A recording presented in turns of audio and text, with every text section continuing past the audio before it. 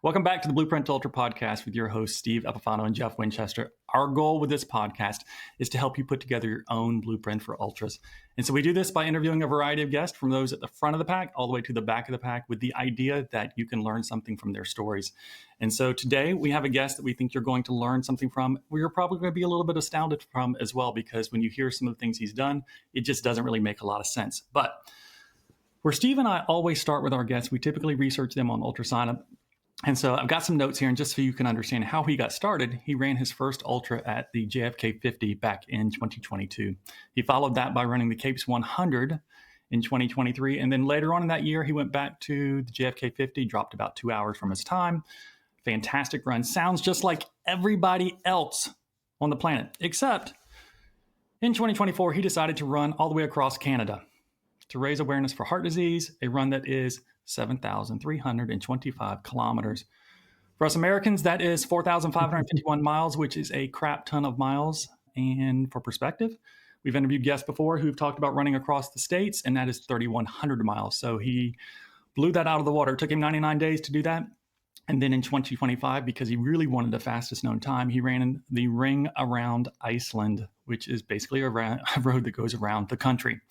He set that FKT for 1,390 kilometers, which is 863 miles, in 14 days and 13 hours.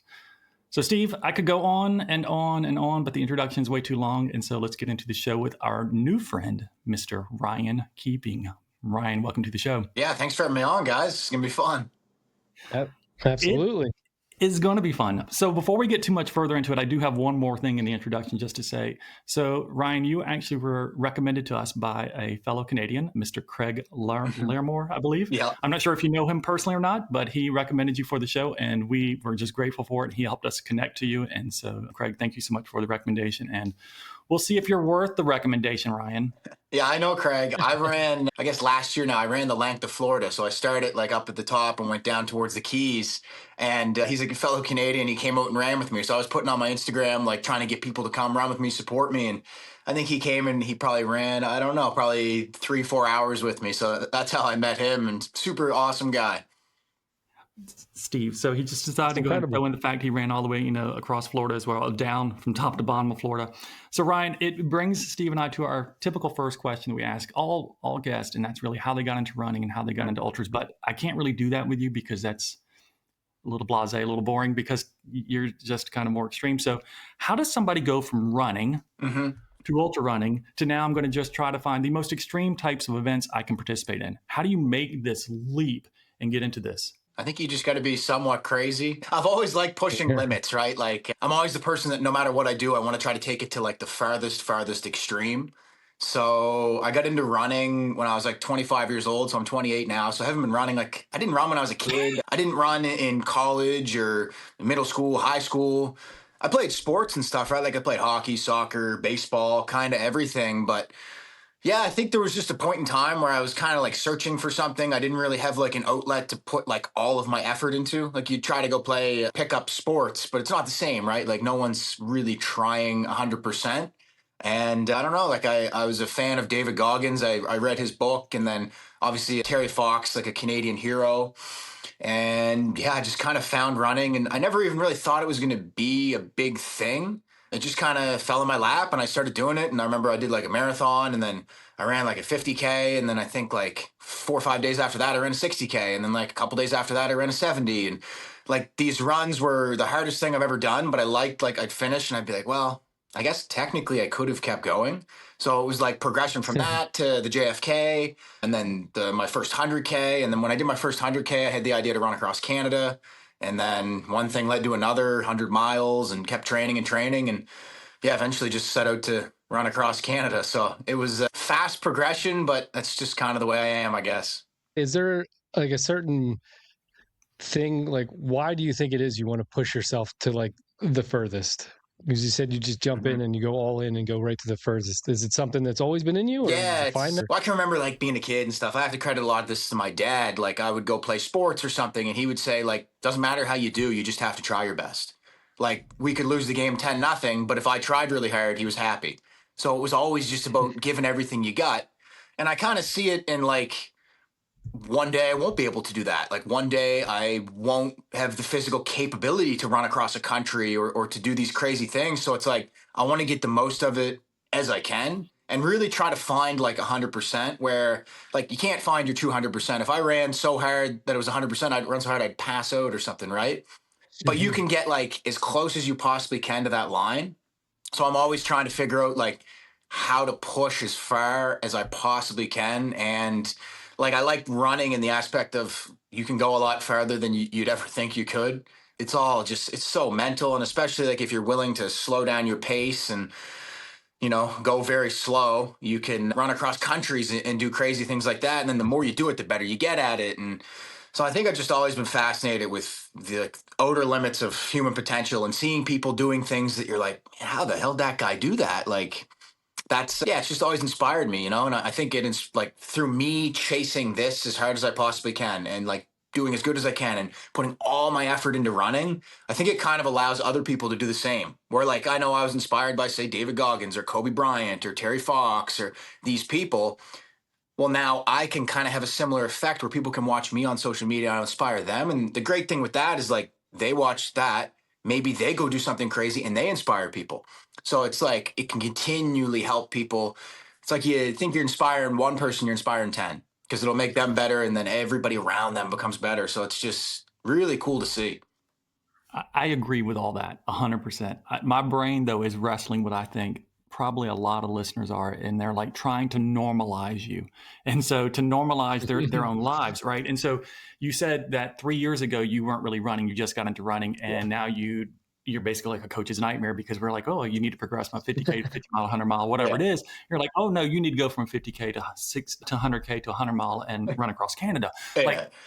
my brain's going to think you're out of your mind. And so that being said, how do you make sense of that? If somebody's listening and they're thinking to themselves, yeah, I would love to be able to do that, but how do you pull that off? Not just logistically, but you're out there running and you feel great running and you're enjoying it, but you just say, I think I'm gonna go across Canada. I think that's what I'm going to do. Like, how do you pull that trigger? Because most people are so caught in their lives and so held back by their own self-defeating thoughts or whatever it is. It's not even self-defeating. It's their own idea that they can't figure out how to make it happen just logistically or whatever. It's like, how do you pull that trigger and say, I'm just going to do this?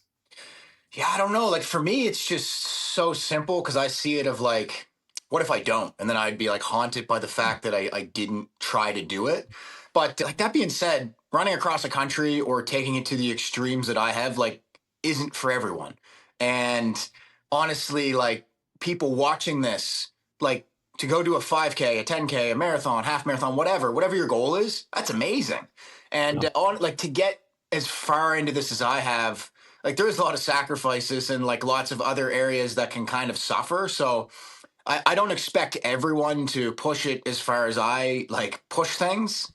But I mean, I'm sure there are some people watching this that are similar to me because there's crazy people everywhere. Like there's people that might watch this and maybe someone will end up running across Canada or the States or end up doing a 300 miler one day. But really, it's like, I just want everybody to take a bit of motivation from it. And maybe running isn't even your thing, is what I try to say is like, I believe everybody has some sort of a passion or some sort of a purpose. And like, it's up to them to find it and then chase it as hard as they possibly can. So like, this is just my avenue I've decided to take of putting everything I possibly can into something. And then I think other people can see it and figure out what their thing is, right? It might not even be running. I believe everyone should run because it's good for you, right? But to the distance that I do, not everyone has to do that. Like that's extreme, right? Well, it is. But you said something early on in that I thought that is actually the relatable point is that, obviously you can run a 5K, 10K, half marathon, whatever it is, like whatever that person's goals are, they're incredibly important to them and they're huge accomplishments because everybody who's pushing themselves to do something they haven't done is a huge next step, right? Oh, yeah. But you said not everybody can do what you've been doing from the extreme standpoint simply because of you've had sacrifice. Like there are a lot of sacrifice that come with that. So, but I think if I'm going to run my first marathon or run my first 50-mile race or first 100-mile, that also comes with sacrifice. And I think that's the relatable thing is that we have to recognize that whatever we're doing comes with a degree of sacrifice. How much sacrifice am I willing to accept to do this is really the question we have to answer, right? And so that's the way to get to that further point, if you will. I want to go to something you mentioned real quickly. You mentioned Terry Fox. And so I did a little research on like why on God's green earth did Ryan decide to run across Canada? Because, truth be known, he did not fill out the questions to give us any information about him, but that's okay. We still love you. So I did my own stalking. So you were inspired to do this run across Canada because of Terry Fox. And so as an American, I don't know who Terry Fox was. I researched him as too. So for those listening, if you don't know who Terry Fox is, he is an 18-year-old. He was 18 at the time. He decided to do a Marathon of Hope, which was a 26-mile run every day across Canada. He was an amputee because he had osteosarcoma in his leg. He lost his leg, and he did this to raise awareness for cancer. And just a fantastic thing. And you ran across Canada because you were inspired for heart disease. So now I'm going to ask you, what is it about heart disease that inspired you to do this same type of adventure? Yeah, well, first off, I just want to say I believe Terry Fox is the greatest Canadian of all time, and he might even be one of the greatest humans of all time from what he did at that young age. Like, I always try to say, like, if he would have did that at 45 years old, it would have been the most impressive thing ever, but he was just a kid. And I can only imagine, like, being that young, like, cancer, leg amputated, all this, and even, like, social media wasn't a thing, so when he took off to do it, like, he didn't know it was going to succeed. Like, I didn't know Canada was going to succeed, but I knew people would see it. I knew the news would pick up on it. I knew at least my friends would see it. Word would spread. For him, it was like if the news didn't pick up on it, he was screwed. He had no, like, path of success, and everyone probably thought he was crazy and didn't want him to do it. And, he just went and did it. And, like, that foundation has raised, like, I think almost like $1 billion or something now. Like, it's crazy. There's a Terry Fox runs at all the schools. And for you guys to say, like, you didn't know who he was, that's kind of part of the reason I wanted to do it, because I went to the JFK, my first 50 miler, and I wore a Terry Fox shirt because I always wear a Terry Fox shirt to represent him. And I found it was probably like 25% of people knew who he was. So I was like, man, like, it's just a thing in Canada. I thought people everywhere should know who he is. So that's like kind of when I had the idea, and I was like, all right, we're going to do this, and we're going to at least dedicate part of it to Terry Fox. And then I was thinking about the run and why I would do it. And, like, luckily, not too many members of my family have been affected by cancer, but everybody has heart disease. Like, grandparents, my dad, my brother, sister, uncles, everybody. And I'm kind of the one lucky one that seems to not have anything, at least for now. So I was thinking about Terry and what his why was and why it resonated so much with people, because, you know what I mean? It was cancer, and he was affected by it. So my dad ended up crewing me. He's the one who drove the van, and he has heart disease. So it was, like, really cool to see, like, I'm kind of raising money for a lot of members of my family, but including my dad, and he's there every day. And when people came out to the van, he could explain the heart condition he has and why it means so much to him. So that's kind of why I decided to pick heart disease. And I figured, like, every family too, like, knows someone there that has been affected by cancer or heart disease. They're like the two biggest things. So it was able to resonate with a lot of people, right? Like, they could see it and think of their grandfather that died of a heart attack, or different members of their family that have heart conditions. And you know what I mean? They could kind of see me running, hear the message, and think of someone in their own life. So that's why we picked heart disease. And it was crazy, the support too. Like, we raised a ton of money. I think it was like 280,000 or something like that. It was a ton of money. That's incredible. And I felt like when I started, I had no idea. I was like, maybe 100,000. Like, I don't know. Like, I didn't even have any Instagram following at the time. Really, I had a couple thousand followers, but yeah, it really took off, and it was really cool to see all that money come in. That's fascinating, actually, because you mentioned, obviously, on Instagram, you're very popular now on Instagram. You have a ton of followers and things. But when you did this, you only had a few thousand followers at that time. I think that speaks more to, you're going to be accused of being a runfluencer, right? You're going to get accused of that as a negative. Right. It's not a negative. But when you look at doing this for heart disease and not having this big following and everything, like, that speaks more to your heart and your desire to actually do that more than anything else. It's not like you're trying to get acclaim. You're actually trying to do something good. And I think, like, kudos for you. I actually like hearing that on the backside even more so. I think that's a really good story. Yeah, it was, I think I might have had like 8,000 followers or something when I took off to do it. So, like, through a few years, like, I gained a bit of following. But yeah, it was crazy how it went from like 8,000 to, like, within a week, it was at like 50. Like, my phone was just exploding every day. Like, I went to bed one night and I woke up with like 7,000 more followers. And it was hard to wrap my head around because I'm, like, exhausted. I'm doing this huge effort. First time doing something so big. So it was like, I almost don't even, like, remember gaining the following. That's awesome. It was wild. And like the cool part with that was people came out and ran with me every day. Like, man, I met thousands and thousands of people, and we do big group run meetups. And like my hometown, we had probably like 400 people come out and run. In Toronto, we had like close to Oh, 1,000 wow. people. It looked like a marathon following me. Like it was the most crazy thing. And yeah, it was, I don't know, like I kind of believe in like, if you chase your passion long enough and hard enough, eventually something will click and like you can turn it into a career or some, you know what I mean? Like I'll be able to do this, which I am doing this now, like full time as my job, which is incredible. But I definitely didn't think it was going to click that fast, but it was, it's wild to think back to that, man. And just like we bought the van, we drove across Canada, and like my dad drove as the crew guy. We bought it like 10 days before we took off. We decked out the back. We built a couple of bunks. I quit my job. I took out a line of credit. I just was like, you know what? We're just going to do this. we're going to hope everyone follows the message. And like we had to GoFundMe. It was an 80-20 split. So 80% went to charity for the heart and stroke, and then 20% went to fund it. And I remember like we finished the run. I made the final donation, and I think I had like $58 in my bank account. So it just came out, like just came out even. And I was stressed because the last week we raised about $100,000. So I was like, oh my God, I'm gonna have to donate like off my line of credit, like all this money. Yeah. But somehow it just all worked out perfect, man. It was wild. So from a general theme thing, like how, like we talked about, you've run across Canada, you did the ring around Iceland, you talked about running the state of Florida. We're going to talk about this 4x4x48 as well in a minute, which you didn't do 48, you decided 168 because why the heck not? Yeah. Before we get into something even like that, like how does your body hold up? Like how does it not break down over these long durations of constantly pounding at it? What are you doing between it? For one, I think probably I am genetically like something's there where I don't really seem to get hurt. And that's why it's hard for me to give advice to people sometimes of like, I can't tell someone to just be like me because their body might break down, you know? So I think luckily I seem to be good that way. But then also it's just mental, man. Like I always tell people, was I physically ready to run across Canada? No. But I don't think you're ever physically ready. Like, and I always said too, like, what's the best way to learn how to run across a country? Well, you just go do it. Like you just go run across the country and things will come up.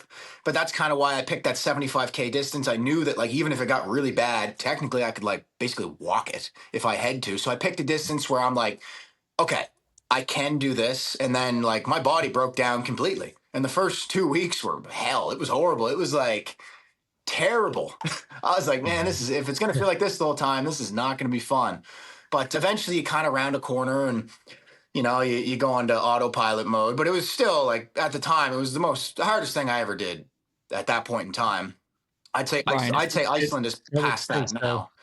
It's 45 miles a day for us. Yeah. Like, that's a lot. That's a lot. It's far, but I knew that like with 16 hours a day or 18, whatever it took, I knew I could just move forward and get it done. Ryan, so, it's a lot. It's a lot. Yeah, I know I know it's a lot, but you can say you're going to walk it, but that's a lot. What I'm saying is like, I didn't go, hey, I'm going to break the record and run 106 a day. Like, cause I knew that I don't think I can do that. Like I would probably, there's not enough time in the day to walk that, but I knew like at worst case scenario, I could move forward and get this done. But yeah, like my body wasn't physically ready. I just mentally, and for whatever reason, from the time I started doing this, the mental is always the easy part. Like I just seem to be able to lock in and be like, I know why I'm doing this. This is helping people. It's inspiring people. I'm pushing my limits. And like I managed to get across Canada without like one freak out. I didn't break down. I didn't punch the van. I didn't go into a crying fit. Like I was able to just move forward like a zombie polar bear or something. I don't know. Like just the mental that I've been able to build, or partially maybe I was born with. I don't know. But it was physically, it was horrible, but mentally 10 out of 10. Gotta understand that. Don't you, Steve? Yeah. I mean, I kind of get the mental side of it because I'm kind of like that too, where I can lock in and just kind of keep going forward.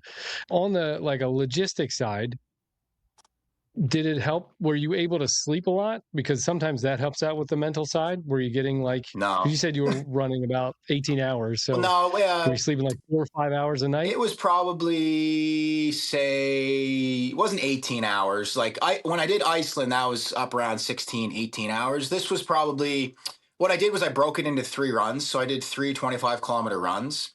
Okay. So I'd run and then I'd get my little break. And then, so actual running time was probably maybe say like 13-ish hours. And then I'd get those little breaks. So it was a full day. Like it was a start at 6 in the morning and be done at, I don't know, 8 o'clock at night, 9 o'clock at night, something like that. But I mean, I found it hard to sleep because you're just in a lot of pain. Yeah. And then Yeah. I was I'd probably averaged, I'd say like maybe 6 hours a night. But another thing is like I seem to be able to function pretty well on minimal sleep. Like I know I just did Iceland, and Iceland was by far the hardest thing I ever did. Way harder than Canada, just with the terrain over there and the added distance, and there's like no shoulder in the road, and you're running in the ditch, and the cars are almost hitting you, and the crazy winds and stuff. But that was I think my like 16 hours was kind of my shortest day, and I think my longest day was like 18 hours. So I was getting very minimal sleep. Wow. And once again, like I seem to be able to function pretty well on lack of sleep. And that was kind of something I trained as well, like leading up to Canada or some of these big runs. Like I would stay up all night and then I would start a 50K run or something in the morning, or just try to work off a sleep deprivation. But yeah, I don't know. I seem to be decent on minimal sleep, which is a skill when you're doing this. It's a huge attribute to have. So mentally, though, you said that you're mentally tough. You didn't use the word tough. You just said that you feel mentally strong, I think is the way you said it. Do you do mantras? Do you have anything that kind of you say to yourself? Is there something, not even like, what do you say to yourself if it's clean? Like, what do you say to yourself? Because the way you looked at me, I was like, oh God, this may not be great. I'm asking. Yeah. So there must be something that you have. We all talk to ourselves. Yeah. Like, that's just the honest truth. Like when we doubt something or we are pissed off or whatever, there's a conversation that goes on in our head. Yeah. Let us inside between them ears. Well, this might sound crazy, but you've seen that movie 300, right? Spartan 300? Mm-hmm. Yeah. I kind of just pretend I'm in that. like never retreat, never surrender. Like it's a bit of a meathead way to do it, but like I just like would look at my dad and I'd be like, oh, what am I gonna do? Cry about us? Like just don't be a bitch or something, you know? And it would fire me up to. I'm like, well, I got to keep going. People have been through worse. Wait. Pause. Did Dad tell you don't be a bitch, or did you say that to yourself? Yeah. He would say that. I would Sounds say like a dad thing. Me and him are the exact same person. Like the way I think, the way I act, the way I talk, the way I look, it's exactly the same. It's almost like he's my clone or something. And that's probably why we're such a good team when we do this. So, or like, you know, that movie John Wick. Yeah, we would just joke and be like, "Well, I'm the John Wick of running. Like, no matter what happens or how hard it gets, or how many times I get knocked down, I'm just gonna keep going, man." So, yeah, I don't know. Like, that's I just pretend I'm like an '80s action hero and keep moving. I guess I don't know, man. Yeah, those are, I guess, some of my mantras. Or it just, well, no. So it's like if someone else is doing it, I believe I can do it. Like I believe if someone else has done something, I can figure out how to do it. So it's like. Just push yourself at all costs, try to get her done. Yeah, but Ryan, there are a lot of people who run a 100-mile race. Mm-hmm.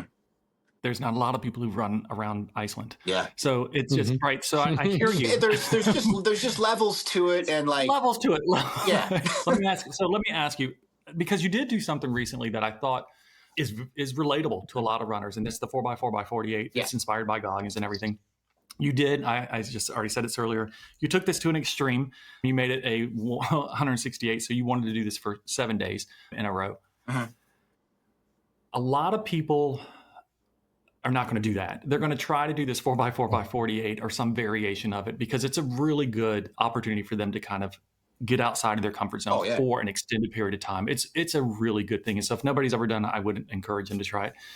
What did you learn about yourself during that experience? I would say I've learned that like everything I've done, like Canada, Iceland, all that stuff has definitely built, like I can think back to the first time I did the 4x4x48, like 3 years ago or whatever. And when I finished, I was like, man, I'm a badass. Like that was so like, man, that's David Goggins. Like, and I look back to like the 4x4 by a week was easier than the first time I did the 4x4x48. Like just through all of this repetition of like, that's another reason why I like running so much is like, you just slowly get better and better and better. And it's just the more you put in, the more you get out, the more you put in, the more you get out. So it's like, it's just cool to see that. And then to think like, man, where am I going to be in 5 years, in 10 years? Like, it's cool to just see the constant progression. So yeah, it was a fun challenge, honestly. And like, I mean, the nighttime runs are not super enjoyable, especially when it's really cold. But yeah, like compared to, I would say right now that like doing Iceland kind of shifted something in me. Like that permanently broke my perspective of what is hard. Like Mm. Iceland was, and it's hard to describe. Like Canada was very hard, and that was the hardest thing I ever did at that point in time by far. Sure. Iceland was like 10 times worse. Like it was like Mm. there was like no fun. After day two, it was like in Canada, there was lots of moments of joking around, and laughing, and having fun, and talking to people. Like Iceland was just like extended misery. It was like the most pain I was ever in. Felt like you're in a washing machine from the crazy winds and the amount of times cars almost hit me, and it was just the most insane time ever. I just felt like I was gonna die for like, I don't know, the last 10 days. It took me 14 days. In the last 10, it was like I feel like my insides are gonna fall out of me. Like this is horrible. It's probably why you So said how, the FKT. yeah, So so you can get it and then done. And yeah, so, how would you answer like how did you keep going? yeah. Well, Like, I and I know want you to, just like lock in, yeah. but Because how his do you keep dad's going going to with call something him. that miserable? I Yeah, was want there that one too? He showed up for the end. Yeah. I Oh, want nice. every experience in life. I want the highs of the highs. I want the lows of the lows. So the fact that it was like miserable, like that's an experience in and of itself. And the fact that it was miserable makes me very proud that I was able to keep going. So, and I'm very good at seeing the finish line. Like I'll play out what it's going to be like to finish, and like what how it's going to feel at the end, and like how accomplished I'm going to be. And then I'll even like make up fake enemies. Like you got to do crazy things to keep your mind going. But like the fact that it was horrible, it was what I was looking for. And I am incredibly happy I did it. It's just in the moment you're like, well, this really sucks. But then also what's 14 days? You know what I mean? Time goes by so quick. And I even learned that in Canada of like, you feel like you're in it forever, but you're really not in it Mm. that long. Like I can think I'm like, okay, 14 days, like in regular life, that just flies by. So like, I don't know, I can just trick myself into, we're going to keep going and we're just going to see if we can keep moving and keep moving and keep moving. And yeah, I just the experience of it being terrible is in a weird, crazy way good. It made me stronger. It made me a better person. It made me appreciate even when you're done, like you appreciate little things more. Like after I was suffered Mhm. for that long, like the next day when you're not like, oh man, I don't have to run 100 kilometers and I can just like sit down and drink a coffee or something, something basic. You're like, this is the best day ever. So I'm going to bring this down to the normal runner, right? Mhm. Those who are listening who are like, I'm just trying to figure out how I'm going to run my first 100-mile race or my first 50K. You said something that you do in how you process these events. It takes so long, much like when Steve, I'm sure when you're coaching an athlete as well. And you can even get this from, I think David Goggins mentions it in one of his books he wrote as well. It's this idea that you're only going to be in an experience or in a moment or in a period of pain or whatever it is for a period of time. And then if you understand that that period of time will also come to an end, you can get through it, right? And so we often see ourselves in moments of suffering or moments of pain or moments of difficulty feeling like this is never going to end. And we were unable to see the outside or get out of that moment. And so with the way you said it, I wrote it down. You said you feel like you are in it forever, but you're really not in it that long. And that's the idea is that if you're in a 100-mile race and you're at mile 60 and you're thinking, I can't do this anymore because my legs are giving up or whatever it is, at some point, this is going to end. You can choose if you want to end it immediately because you want to DNF, or you Yeah. can choose to see it all the way to the end of the time. But you all have the option to end it, and it's going to end on its own because that you're going to run out of time, the distance is going to end, or you're going to walk off the course. There is a couple ways the whole thing will end. And so I think if you can recognize that this experience will end, you're not going to be in pain for the rest of your life. This moment will come to an end and you will start to recover. I think a lot of people can finish races that they prior could not. Yeah, it's all, and all this stuff is just mental games, man. It's just how you frame it in your mind and how you can think about it, and even like as the emotions come in, how you process them, like what you're gonna let it do to you, what are you gonna Mhm. use for energy, how you're gonna be able to keep those. There's just so many things, and like once you can get in control of your mind and how you process these, it just everything in life becomes easier and better. And but really, the only way to do that is to do it. Like you can think about it. I could watch a video on it, and that's what I like about running is like you can't fake it. Like there's no ability to fake it at all. Like when I say, hey, I'm going to break the record in Iceland, there's two outcomes. I break the record or I don't break the record. And no matter what your social status is or how people see you or a million different things you can say, well, at the end of the day, you do it or you don't. Yeah, agreed. So today is February 5th. We're recording this today, February 5th. This episode is going to come out on February 20th. However, prior to this, just this past weekend, you decided you were going to run the Bootleg Boogie. So I'm going to switch to a race, to a distance that a lot of people are more comfortable with understanding and processing, right? You ran the Bootleg Boogie 100 miler this past weekend. Like I said, it's January 30th. You ran it in 20 hours, 7 minutes and 17 seconds. For those that are not familiar, this race has 15,292 feet of elevation. For those in Canada and all my other people who don't like our metric system, it was 4,661 meters. Mm-hmm. I have a runner that I work with who's out of Canada, so he appreciates this as well. I only know meters and I don't know miles or anything. I'm down here in the States right now, and everyone that says miles, I'm like, I don't know what that is. And so out of respect for you, I'm giving you both every time as well. Yeah. So this race was also the first year race. It was the race director is Rob Symbionte, who is a former guest on this podcast as well. So we had him early on as one of our guests. Great guy. And he is a fantastic guy. He is a huge personality. And if nobody is following him, they should go follow him on Instagram as well. So we are curious to start the conversation on this race. How did this experience stack up to, I don't know, running all the way down Florida or running across Canada or running around Iceland? Like, how does one of these small, little, boring 100-mile races stack up to something so extreme? Oh, it was fun. Like, it's kind of funny. This was only my second 100-miler in a race. So I probably ran the distance, I don't even know, like 20, 25 times, like quite a few times in training. But this was only my second one in a race. And it was funny. Like, I get there and Rob's like, what time are you going to try to run? And I was like, I don't know. I was like, this is only my second one out. I'm like, I'm used to going day after day, the country stuff. I was like, I have no idea how quick I'm going to run this. So it was interesting to push myself at that. And that's kind of like, I'm just getting into the race world now. So it's interesting to start seeing some of these races and then going and doing it and figuring out what my times are. And you know what I mean? That kind of gives me a good ballpark of, okay, that's a 100-mile time. It gives me something to try to break. And even near the end of the race, I was trying to get in 19 some hours. And the final lap, I was falling over a few times. I was like, oh, it's dark. I just couldn't make it work. I tried to pick it up, but just missed that time. But yeah, it was fun, man. It was a good time. And yeah, it's only my second one ever. So I'm still a newbie. So how would you say, like, what went well about it? You make it sound like it was easy. So I'm sure physically it's something you're used to, physically being able to push yourself for that distance. It's never easy. I'm actually glad you said that, because I tell people running a mile is not easy a lot of times. So distance, like running any distance, is challenging. But I say easy only because your body is used to the pounding, if you will, the duration of damage that you're used to enduring, if you will. So from a mental standpoint, from a physical standpoint, it doesn't mean you're not having breakdown. It just means that you're comfortable in that discomfort. And so in that regard, what went well in the race for you? Like when you look back, like this, I executed this really well, this part or whatever. Yeah, honestly, I'd say like the race went really well overall. Like I felt good.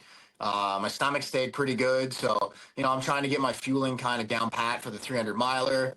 Yeah, it was very encouraging to get this done and be like, okay, I still feel like I finished. I still feel really good. I was pushing pretty hard to get in that 20-hour time. So it definitely encouraged me for the monster. Yeah. So during the Bootleg Boogie, did you have any like targets you were looking for in terms of carbs or electrolytes that you're trying to hit? What was your kind of nutrition strategy going in? Yeah, so my strategy now, and I know before I would just completely wing it and eat Sour Patch Kids and drink Coca-Cola and have no idea what I was doing and go hours and hours without drinking any water or completely forget. But I'm starting to get a lot better. So yeah, for this, I was a lot of gels, a lot of Tailwind, and one of the products that actually sponsored me, Transparent Labs, they have a gel coming out. So I'm very excited to be using that in the future. But yeah, for this, it was Tailwind, Gatorade, lots of gels, and then any real food I could possibly get in. So I know I was doing like potatoes. What else were we doing? We had some soup, Oreos, Oreo cookies, and a couple other different things there. But I personally like trying to get it by drink, so that's where I like the Tailwind, and then obviously the Hydrate from Transparent Labs is great, and they just actually put out a new Hydrate Black. So they have two different forms now. They have the one Hydrate, and I think it's 500 milligrams sodium, but they just put out one with 1,000 milligrams sodium plus 100 milligram caffeine. So I love caffeine, so that's just that nice little kick for me. And I've personally been loving it, and it's easy to drink. Have no stomach issues with it. And I know over time, like I used to hate gels, and I used to just strictly try to eat real food, but I found my stomach has got used to the gels, and they're just so much easier just having in your pocket and open and eat them. And it just keeps me like on top of it, because then any real food I get is just a bonus on top of that. So I can actually stay good with my levels without having to take too long of breaks and just whip it out of my pocket, eat it, and then I'd put like the Tailwind into my 2 bottles on my vest. That's fantastic. So Transparent Labs, I've never heard of the product company. I don't know anything about it. Obviously wasn't planning on talking about, a company. Didn't realize you were sponsored by them either, or anything like that. So, and I know that wasn't the intent of the conversation, but you are sponsored by them. And, this isn't just about plugging your product or anything. You're just talking about it. And so I am curious, you mentioned Hydrate Black, you mentioned 500 milligrams of sodium, or they have 1,000 milligrams of sodium option. I know a lot of people where I live in Southeastern United States. We're always talking about sodium, particularly in the summertime. Of their products, you mentioned they've got gels and stuff coming out, but of the products that they currently have, you mentioned Hydrate Black. Is that the go-to product that if I were going to try one of their products, I should start there? Or is there some other product that you would begin with if you're new to the company, if you would? Mm-hmm. So for me, like my favorite product they have, and the one that introduced me to the company, was their pre-workout Bulk Black. So that's like their most extreme pre-workout. And as I said, I love caffeine. So when I was running across Canada, actually, is when I found out about the company. And I think someone who worked for the company or something might have sent me something, or I can't remember how we ended up with it. But then I ended up using that pre-workout the entire time I was going across Canada. So I'd probably recommend like the pre-workout would be my favorite. They have different options too. They have the lean pre-workout, which is less caffeine. And then they also have a caffeine-free one. So depending on your caffeine sensitivity. And then, definitely their Hydrate.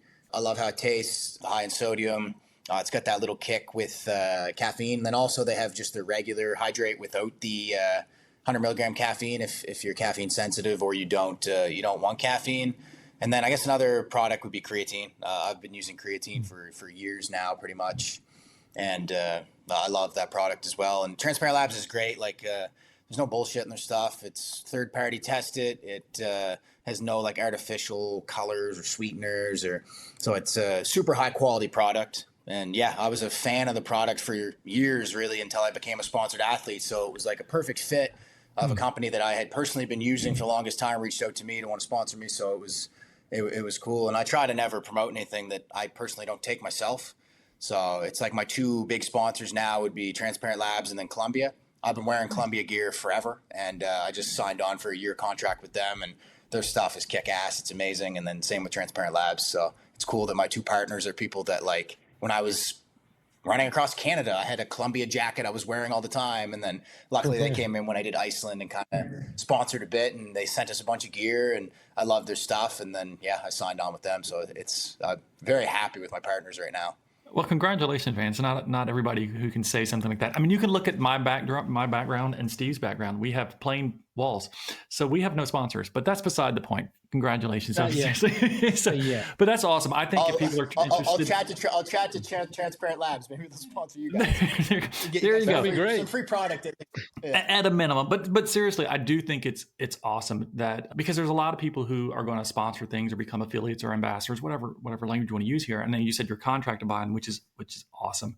But a lot of people will get those types of relationships and they don't care about the products, or they just care about the fact that they get some sort of reimbursement. And the fact that you used those products first, I think, is just a better alignment for you, and allows you to be a little bit more transparent. That's funny, more transparent about who you are and the stuff that you use. And so, is Lab Transparent? I think you said, is that something you can get from the feed? Or is that Transparent Lab? Sorry, I don't know why I keep saying the other way. So is Transparent Lab something you can get from the feed or something like that? Yeah. Okay, great. What's the feed? What? Did you say what's the feed? Ryan, brother. What's the feed? Am I supposed to know what the feed is? You should at this point in your ultra running career. I'm almost disappointed. Is it an American thing? Don't call me that. Like you're saying with such vitriol. No, is it? Yeah, when you get some time, he's laughing. I've never heard of it. What is it? It's a website. It's called thefeed.com. And it's a lot of like Morton's and all these different companies. They sell their products there. And so if you're a runner, a lot of us go to this website and you find all the different companies and all the products in this one localized area. So you're not trying to go to Sysgel's website. You're not trying to go to Scratch website. You're not trying to go to Martin's. You're not trying to go to Goo. They're all there. And it's called thefeed.com. Is it like a store or is it just online? It's online. Just online, yeah. Oh, okay. Yeah, no, I'd never heard of it. Maybe it's, I don't know. Never heard of it. Yeah. You know, so I don't know if maybe they are. I don't. I know you can get them from their website, and I know in the States they're at is it Vitamin Shop or? Yeah. Vitamin Shop is the store that they're at. Yeah, so you actually can't buy it in store in Canada, but you can buy it online, obviously. But then, in the States, I know that they're in the Vitamin Shop. So I think they're in like pretty much all of their locations. Awesome. We'll check that out. So let's move on. One of the things that we really wanted to talk to you about with the time that we have left was the Arizona 300. And, for those who've been listening since the beginning of this episode, you may have noticed we've had a little bit of audio video issues that we've been splicing together, but you've probably still caught on to this at this point. But we really wanted to take a few minutes before we lose complete connection here with Ryan. And we want to talk about the Arizona 300 because he is currently in the States and has been training for this race, according to social media, at least for a few weeks now, from if I've trolled correctly. Why are you, before I ask you why you're running the race, let me tell those who are listening who aren't familiar with it. This is the second year the Arizona 300 has been run. It is a point-to-point race. It goes through the southern Arizona, the Sonoran Desert. The race website describes it as rugged, challenging, features some of southern Arizona's most iconic backcountry terrain and high elevation mountains. That's your description. It's got 41,000 feet of elevation gain, 42,000 feet of loss. There's 170 hours for the total cutoff for the race itself. It's a little over 300 miles. They call it the Arizona 300. It's actually 304 miles. If you have a bad Garmin, it's 309 miles. They're bonus miles, right? So it just depends. But it's a long freaking race. It's one of the longest that exists. That's an actual race. That's not some stage race, if you will. So why? Why the Arizona 300? I'm a sucker for pain, I guess. No, I figure it'll kind of fit my skill set very well that I've developed from, the multiple day things for countries and all the long races. And I'm kind of looking forward to get into the racing. As I said, I've only ran, I guess, 2 official 100 milers, a couple 50 milers, but all of these big races that you hear about, I'm intrigued and I want to start trying to test myself against all this competition. And I was thinking about maybe a 200 or I don't know. And then I just looked up and I'm like, the way I do everything is intense and extreme. So we might as well just jump to the 300 distance. And I guess that's kind of why I picked it. And we're running with it now. And hopefully this is the first of many. And also I'm a firm believer in all this stuff. The first time you do something is going to be your worst time. So for me to go do this 300, I just want to jump in and do it, see how good I can possibly do, see where I can come, and then obviously go back and do more 200s and 300s. And I plan to be doing this for the next 5, 10, 15 years, right? So we're just going to jump in head first for this 300 miler and basically just see how it goes, And I'm super excited. I'm down in the States, so I'm down here training in Arizona right now. And man, I love it down here so far. It's just such a different climate from back home. The trails are so different, so it's going to be similar to the trails will be on race day. And then also it's cool down here. There's so many races. Like that 100 miler, I only had to drive, I guess, 4 hours. I went and did it. I know where I live, we have maybe 1 or 200 milers all year. And it's to drive somewhere else would have to be so far, right? We're kind of secluded a bit. So it's cool that I look on the race roster or the ultra sign up and it's so many races within 200 miles of where I'm at or something, right? So I'm actually running a marathon, Mesa, Arizona. Mesa. I don't know how to pronounce the name of the Mesa. Okay, so I'm running that marathon here. I guess that'd be not this weekend coming, but the next weekend. So it's cool to be able to jump in all these races, man. So that's awesome. I'm going to I'm gonna challenge you a little bit because I'm gonna take something you said earlier and use it against you a little bit. So I know that you're going to just, I know, right? He's like, oh crap. So you said just now that you're just going to kind of see how it goes. You're going to see, the first time is going to be the worst time, and you're just going to kind of, just see what happens.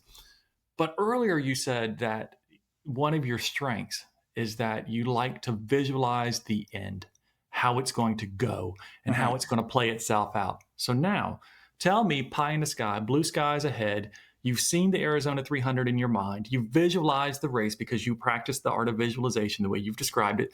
Tell me the end of the race. Did you win? I don't think I win. I think I come top 10. I think I would be a bit delusional. I think I would be delusional to say, hey, I'm going to go against these people that have been doing this. And there's people coming in the race that have done so many 200 milers, 300 milers. Yeah. So for me, 10-year plan, yes, I win one of these big races, nice. A Moab, a Monster, or something huge. I just don't think currently I'm at that stage to be able to win. But my goal, I'd like to do it under 100 hours. I'd like to try to come in the top 10. And I'm very, very confident in finishing. And we'll see how it goes. We'll see if it's a really good day or multiple days, I guess. Right? We'll see if it's a really good 4 days or however long it takes. But I top 10 is what I'm aiming for now. And I don't know, maybe everything comes together perfectly and I win. But I do think that I probably need, I don't know, a little while before I can win one of these races. But that is on the bucket list to win one of these big, long 200+ mile races. Way to go in and look at it. Great way to go into it, and good strategy. Yeah, I think it's the only way to go in. And even say something like Canada, like on my bucket list, potentially running across Canada and being the fastest to do it is something that I'd be looking at, or different countries, right? But it's like the first time I went to run across Canada, I'm not like, I'm going to break the record, because that's just setting yourself up for failure, right? You have to make logical steps of like, okay, this is where the top end of my potential is at currently, and it takes time. So you can't rush everything. I think it's similar to, say, like a prize fighter or something. And sometimes you see people ruin their career because they get in the UFC too early and then there's no room for improvement. Or like they try to take steps that are too big, too fast, where it's like, this is a long game. And this is experience and years of training and trials and tribulations and things going right and things going wrong. And the body just continually adapting and forming into, I guess, like your final form, or just continually getting better. So that's why I love it too. It's like, it's the endless pursuit of greatness, or the endless pursuit of your 100%. And it's like, you're never done. Even say, like when I just said, like, my ultimate goal is 5 or 10 years to win one of these races. Well, then I'm going to want to win too. Like, it's no matter how good I do, I'm always going to want to try to get more. And it's like, you never hit this point where you're like, oh, I'm done. I can chill now. And that's why I love running. That's why I love this. Like team sports are okay, but I love individual sports too, of like just being, it's all on you. Everything's on you, and your progression is on you. And if you miss a race, it's on you. If you slack off, it's on you. But also if you put in way more work than everyone, it's on you. So it's cool, man. That's what I get out of bed for. Well, I'm going to be very transparent. We're okay adding a little pressure to you at this point. We are going to start taking a little bit more credit than we have historically. And so just so you're aware, after we interviewed Rachel Intrican, she went out and won the Cocodona 250, excuse me. 250. After we miles. I know, she won the 250. After we interviewed Tim Vale, he went out and set the course record at the Coldwater Scramble 100K. After we interviewed Mark Dowdle, he won the Arrowhead 135. So Ryan Keeping, I'm rooting for you. If I win, I am rooting for you. If I win, I owe it to you guys. I'll tell you one thing. If I win, I'll come back. I'm definitely coming back on the show. Oh, you're going to also give me one of them hydrate black drinks so I can try one. Yeah. Yes, man. No, but seriously though, I've been giving them out to all my friends. Everyone loves them. I'm just picking on you. So we have been astounded, just very blessed that we've had some great people on the show, and I think you carry yourself with the right talent, the right the right base, the physical base, the mental base, the things that you need to do this. Whether or not you win or not, I think you are positioning yourself to have a very good race, and I think you're going to do well. I don't know if you will or won't. I'm just playing around a little bit with that for fun, but I mean, I hope you do. I really do, and I think you've got the skill set, like I said, to do that. And so when it comes to the race itself, Biggest concern? My biggest concern? Yeah. I don't know if I'd have like one biggest concern. Like, I'm very aware that it's going to be very hard. What's going to be hard? What about it? I'm very aware that everything about it, just that distance, you know what I mean? And also it's like, I'm telling people too, if I went into this 300 and I was like, okay, this is going to take me 7 days, and I just went for the cutoff, well, it wouldn't be that hard. But where this stuff gets hard is like, you're pushing the clock and you're pushing time and you're trying to do as good as you possibly can. So that's where it gets difficult of like, you can't just like, maybe you want to take a 4-hour nap, but should you? Could you just take 2? So it's like you're constantly fighting that time. And that's even something I realized when I was doing Iceland. Like Canada was a bit different, where I knew I could do that 75K. I knew even if it was a really slow day, I'd get it done and I could still get some sleep and whatever. But Iceland was like forward. I'm going for the FKT. I got to move. So it's the same with this, right? That's where it becomes difficult, and you're fighting yourself to just get it done as fast as you possibly can. And but I want everybody watching this to understand that like everything you do, whether it's your 5K, your 10K, anything, the whole point and purpose of it in my mind is giving your best effort and finishing. You finish what you say you're going to do and you give your best effort. Now, honestly, whether I was to run this in 85 hours and set a course record and all this, or if I was to do it in 140, I want to get it done and I want to give that best possible effort. And like, I think I have a very good ability to just be happy with the effort. Like I could go into this and have a terrible race, but as long as I finish and as long as it's everything in me to get it done, that's what matters in life, right? Like, what is it? Anything less than your best is a sacrifice to gift, Steve Prefontaine. And I really believe that. And I'm able to take that mindset into everything I do and every training run I do and all the races I do. And I think that's an ability for me to like, I'm already a winner. I know I'm a winner just from going and doing this. And like, that's a mindset more people have to have. You see people sometimes get down in the dumps. Oh, I blew up on my marathon, or, oh, I was 5 minutes off my goal time. You did it. You gave your best. And you know what? The cool thing with life is you get to do it again.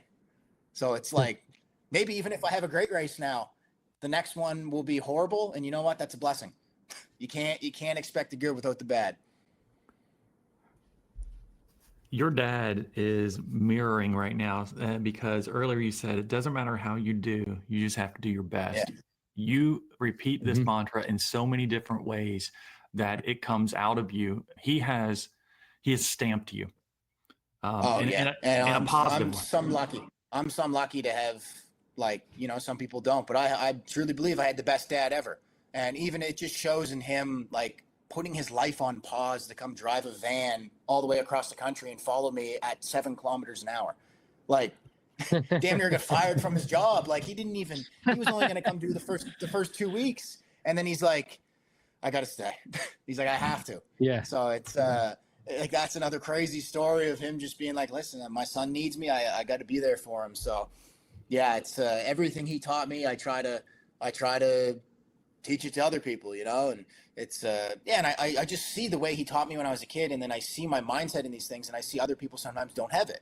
And then I'm like, man, I got to try to get this through to people of like, just give your best effort and you're a winner no matter what. And then it's like, even with me, I'm competitive, and like, would I be a little bummed out if I blew up and had a terrible race? Sure. But I'm just able to frame it in my mind of like, that horrible race is going to make me better because I'm going to be able to get through all of those struggles. Same thing with Iceland. It was horrible, but I was able to get through all of it and figured out a way to work through it all. And that's a blessing. And it's like, if I was to go do a race and by the end be like, oh, that was easy, I'm not even tired, I don't think I'd feel accomplished at all. I think the only reason I like this is when I finish, I'm like, holy shit. Like, I feel like I'm going to die. Like, that's what gives you the sense of like, that was worthwhile, man. That was freaking hard. And I don't think a lot of people would have been able to do that. And that's how I'm proud of like just doing it. And I mean, when you do a 300 mile or 100 mile or whatever, it's impossible to do it and have it not hurt. And that's what's beautiful about it. Like it, no matter what you do, even that 100 miler I did, that was very hard. Now, comparatively, it's not as hard as Iceland. It's not as hard as Canada. It's not as hard as this 300, but it was still very painful and difficult. Do you feel that you're a strong climber? Yeah.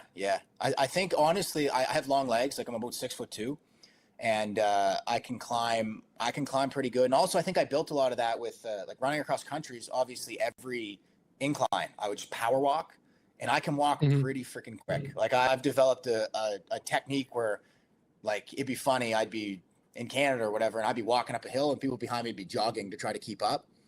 So I guess being tall helps, right? I got those long strides and I'm able to push. And like I've been doing a lot of leg training. So I've been hitting the gym quite a bit for this prep. And that's kind of something that I didn't really do too well. I kind of always did, but I'm doing it more now. I think it'll serve you well. I'm very aware in a race like all this. The climbing and yeah. So I've been doing a lot of different like single leg exercises and to just build legs that can last longer. And it was like when I did Canada, my leg lost all the muscle. So I'm trying to build up so that. So my legs were like a tooth. His knees were sticking out. That's funny. You would lose it Farther than my leg. It was wild. That's funny. So it looks like we're all fragmenting right now. I don't know if you've noticed that everybody's conversations overlap, but it's okay. I'll cut all that out, cut part of this out too.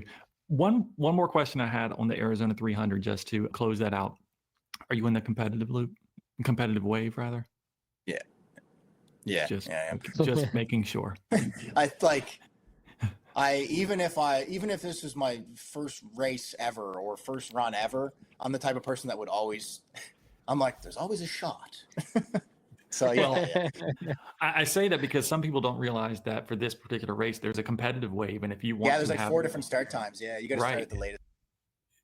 Yeah. So, yeah. So we are having a little. In that you win, but you're making not. That would be horrible. We are having some technical problems again, unfortunately. What'd you say? I said I would cry, and that would suck. That would suck. Yeah. So we are definitely having technical problems now, but we have got a great set of information, everything, Ryan. So I'm going to just go ahead and start wrapping this up. But thank you so much for taking the time to be with us today. And we are really looking forward to seeing how you do. Sorry about the Wi-Fi. I thought my connection, it should be good. I don't know what's going on. I got Wi-Fi's not the best. No, but it was working fine earlier. So no worries. We'll figure it out. Yeah.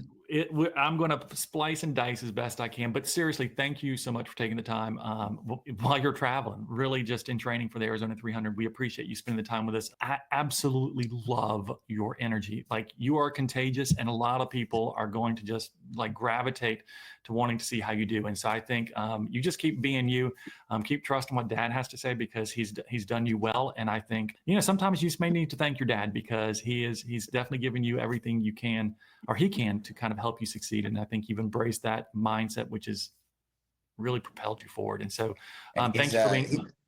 He's coming to the monster. He's my crew. There you go. Well, nice. Thank you. Thank you for being honest and transparent. I look forward to people who've listened to this episode that did not know about Terry Fox, that they take the time to go and research him and see what they can learn about him. You carrying his message, I think, is also very inspiring to hear that he meant that much to you, that you want to carry it forward in your own way. And so again, thank you for taking the time. For those listening, thank you for downloading us, putting in your ear and listening to the episode. We hope you got something from it. We hope, at a minimum, if you haven't started following Ryan like the rest of the world, you should probably go and follow him on Instagram as well. He's very real. He's very honest. He will reply to your comments if you leave them. And so definitely interact and get to know him. And again, Ryan, thank you again for the time, and we'll talk again soon. Steve, anything else from you? Nope. I think I'm good before I crash out on my Wi-Fi too. All y'all are crashing, but Ryan, thank you so much. I got to stay in a hotel or something next time. No more motels. It's bad Wi-Fi. That's all good. All right, everyone. But thanks again for listening, and we will talk again soon. See you now.